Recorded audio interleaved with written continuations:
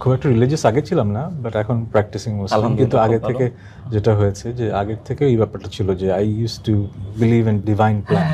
আমি দেখেছি যে মানুষ যা প্ল্যান করে তা হয় না, মানে যা হওয়ার সেটা হয়ে যায়। সো যত বয়স বাড়ছে, আগে ভাবতাম যে পৃথিবীর জীবন জগৎ সম্পর্কে অনেক কিছু জানি, অনেক কিছু বুঝি। এখন যত বয়স যাচ্ছে তত বুঝতে পারছি যে জীবন জগৎ সম্পর্কে কিছুই জানি না। সো প্ল্যান আসলে যে আগে কখনো করতাম না, এটা যে ভালো একটা গুণ ছিল আমার, সেটা এখন বুঝি।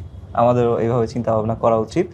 আচ্ছা ভাইয়া, নেক্সট কোশ্চেনটা রাখতে চাই হচ্ছে, আমরা সবাই সে বলল জালালউদ্দিন রুমি, কিন্তু আমার মাথায় ঘুরছিল যে ইমাম গাজালি। আচ্ছা, তারপর আমি বললাম, গুগলে সার্চ দিয়ে আসলাম যে তুমি তো ভুল বলছো। বলে যে হ্যাঁ আমি ভুল বলছি, কারণ দুটো বইয়ের টপিক এক। আমি বললাম টপিক এক তো কি হয়েছে, টাইটেল তো আলাদা। ঠিকটা লিখেছে, তুমি আমার টাইটেলটা খুঁজে বের করতে পারলে না।